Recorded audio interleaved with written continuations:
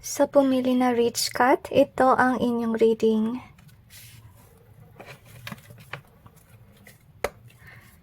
Tingnan natin kung ano mensahe ng Panginoon para sa inyo. I feel na sa ngayon ay ginaguide ka ng Holy Spirit.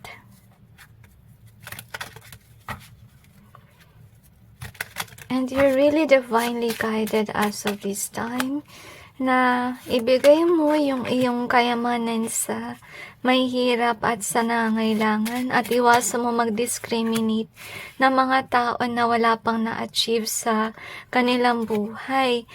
Dahil yung mga taong yan ay may napagdaanan sa kanilang buhay at hindi naman lahat ng tao ay ipinanganak na mayaman.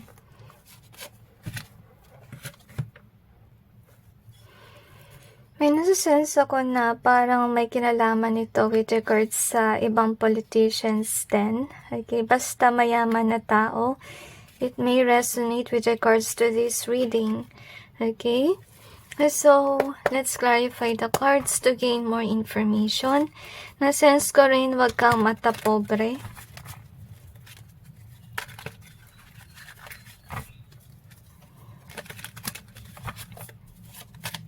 Kasi darating ang panahon, baka maghirap ka din if ever you keep on doing these things.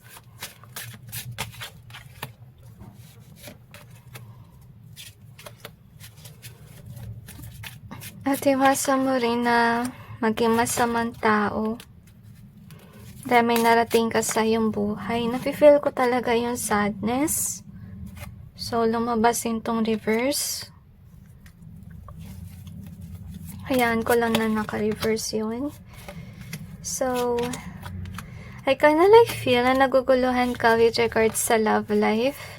Siguro kaya ka nandito. And na-feel ko rin na may tao na nagka-curse sa'yo behind the scenes. And I'm not quite sure guys if you are aware about it. So anyway, I kinda like feel past is past. So gusto sabihin ng Panginoon na mag-ingat ka sa mga tao mapagbalat kayo. Kasi ito yung tao na nagiging dahilan kung bakit may blockages ka. Lalong-lalo na sa pag-ibig is what I sense too. Next that we have is this one. So, gusto rin sabihin ng Panginoon na you're definitely blessed at huwag mo sanang laitin yung mga tao na wala pang na-achieve sa iyong buhay kasi yung mga taong yan nakakaranas sila ng stagnancy. And maging open ka rin sana, open-minded, huwag kang magsalita ng negatibong bagay sa mga taong wala pang narating kasi iba yung kanilang napagdaanan sa napagdaanan mo. Hindi lahat ng tao ay naging blessed sa umpisa pa lang.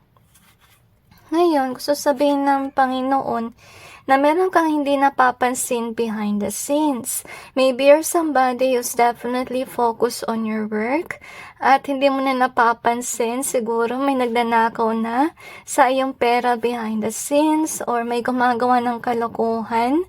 And with the chances being here and love, maybe this is what you think, na everyone loves you at wala nangyayaring kung anong mang kasamaan behind the scenes or betrayal, but that God is telling you that there is betrayal that's happening.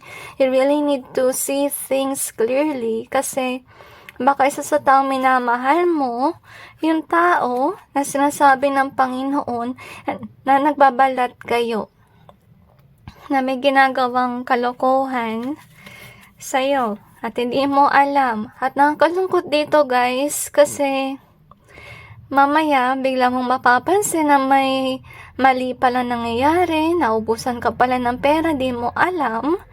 Okay? At yung tao na yon magsusorry siya. Magsusorry siya at yung dapat mong gawin dito ay iwasan mo na yung taong ito kasi patuloy niyang gagawin itong kamalian na to kung ano man yun kasi inisip niya na papatawarin mo siya after niya mag-sorry tapos siya naman ulitin niya yung ginawa niyang kalokohan.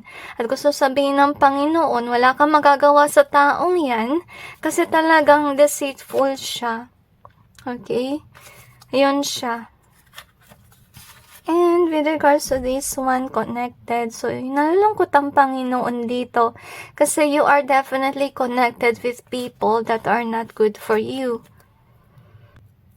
At saka yung mga taong yan, baka tinuturuan ka nila na hindi maganda, tapos with the loneliness being in reverse, ibig sabihin lang nun, baka naman yayaya ka nila na mag-party-party, para makalimutan may ginawa nilang kasalanan, and so gusto sabihin ng Panginoon, iwasan mo na maging connected sa kanila, kasi first of all, they are encouraging you to be, not a good person.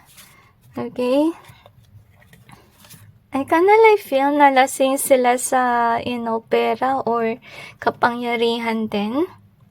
And we have this card as well. So, siguro, itong mga tao na to, na-impluensyahan ka nila na maging matapobre or maging mataas sa sarili. So, remind yourself, itong kataga na to na tell me who your friends are and I tell you who you are. If you are surrounded by certain people,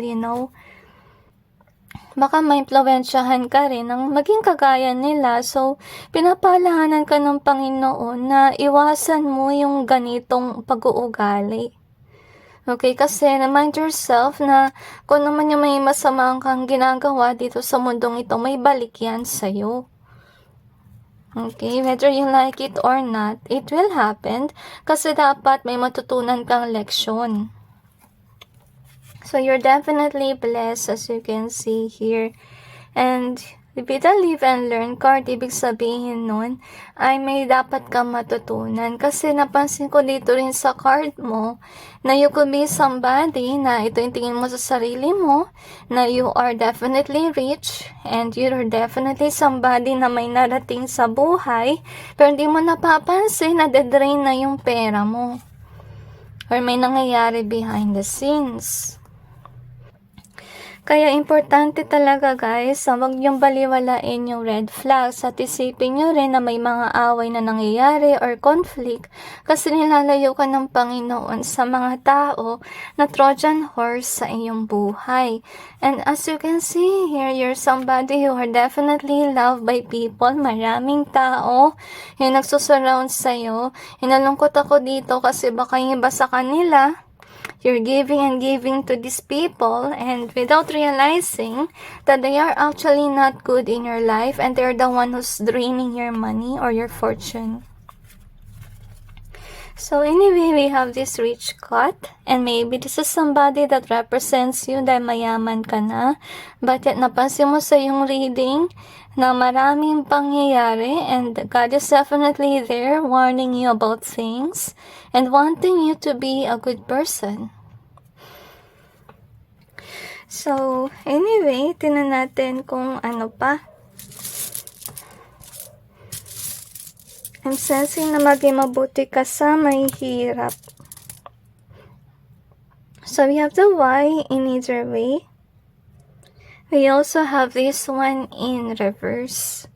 So, maybe you're somebody now you're really observing others, lalo na yung mga tao na walang natapos or wala nangyari sa kanilang buhay. You're wondering why until now they're not achieving anything.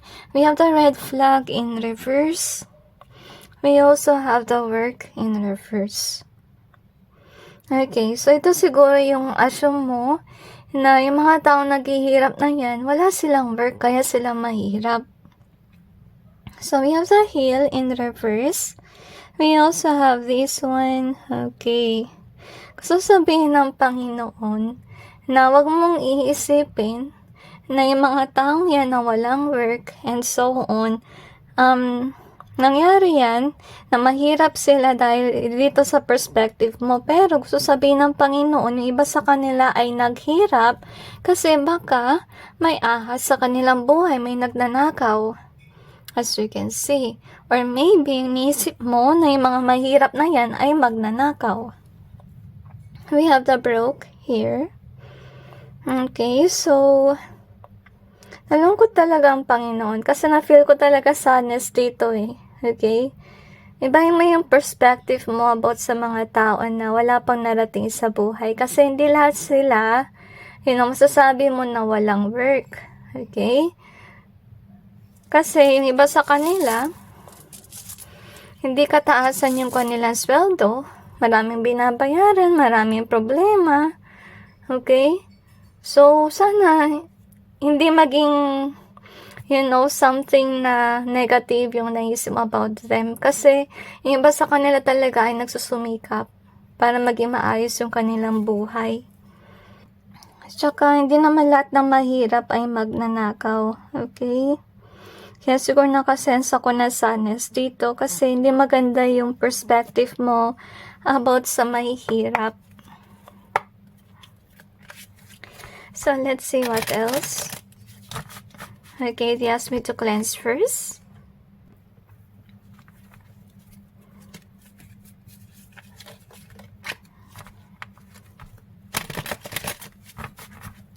So, I have a feeling na maraming nag-betray sa'yo behind the scenes. Okay. Mag-ingat ka. Kasi feeling ko may nagde-drain talaga ng iyong finances. Okay? Or meron din siguro, I feel na kamag-anak na maybe ginagamit ka sa pera. So, mag-ingat ka sa mga taong ganun. And I kind of like feel that you are definitely wealthy enough to sustain. Okay? So, we have some moon. So, may mga bagay na hindi mo nakikita behind the scenes. Maybe this is you. You're thinking na everything is okay. Everyone is loving, caring towards you. But at behind the scenes, ito yung katotohanan na may mga tao na habol lang sa'yo ay pera.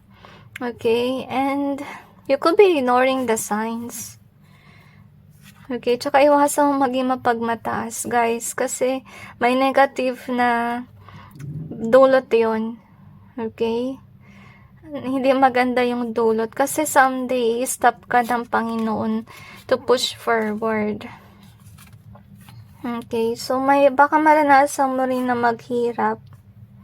Kasi nga iba yung perspective mo about sa mahihirap. So, sana baguhin mo yung perspective mo. At saka, tao naman yung mga taong mahirap, diba? Hindi naman sila yung tipong tao na masama tulad na iniisip mo.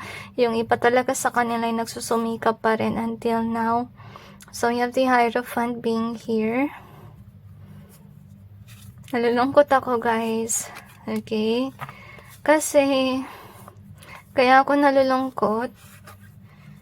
Kasi ito yung iniisip mo na you are always on that throne. Nakita ko yung maraming beses na parang ganun yung sa reading mo. Focus ka lang sa coins but yet you're not seeing things na pwedeng mangyari na mawala ka sa trono. Lalo na may nagbe-betray sa'yo behind the scenes, may nagdadrain ng iyong pera. So, sana mag-ingat ka rin sa mga nakakasalamuha mo and be watchful. Tingnan mo na rin kung sino yung mga tao na ginagamit ka sa pera. Kasi sila yung mga tao na kapag nangailangan ka talaga, wala sila doon. Nandun lang sila kapag sila ay nangailangan. Nandun lang sila kapag mayaman ka. Pero kapag nasa kawalan ka, nakita mo yung tunay nilang pag-uugali na hindi pala sila tunay na kaibigan, kamag-anak. And so sana imulat mo yung mata mo sa katotohanan and let God guide you. Suggestion ko lang, guys, mag-pray kayo kay God about it. If you want to know who your real friends are or those people that really cares for you, pray it over to God na ipakita sa iyo yung katotohanan and be ready for the truth. Honestly speaking, kasi na-feel ko parang masakit kapag nalaman mo yung katotohanan, okay? And remind yourself not to be harsh to the poor people. Remind yourself to help the poor as well. May dahilan ng Panginoon kung bakit kanya pinayaman, and mostly mga mayayaman. Yung task nyo sa mundong ito ay ibahagi yung iyong blessings. So sana you're not forgetting it, okay? So anyway, that's it, and God bless all of you.